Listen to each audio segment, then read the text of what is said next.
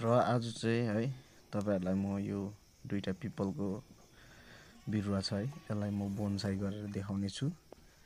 हेर्दै जानुहोस् मजाको भएको छ हैन। मेरा थुप्रो छ तर यो दुईटालाई चाहिँ आज म शेपमा ल्याउने ट्राई गर्ने छु। यो तारले यो बोनसाई गर्ने नै वायर हो। तपाईहरुले अमेजनमा पाउन सक्नुहुन्छ। जुनै एपमा पनि पाउनुहुन्छ। यस्तो भएको छ है। यो बनाउँदा एउटाको चाहिँ टुप्पी भाँची पठायो है। रड्डी भयो तर केही छैन यो आउँछ यसको मुनाहरु। यो चाहिँ दामी भाषी। यो चाहिँ खास भाषै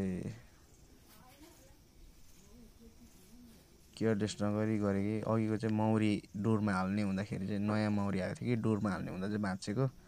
यो चाहिँ लाइसकेर गरेको भाँचेको छैन।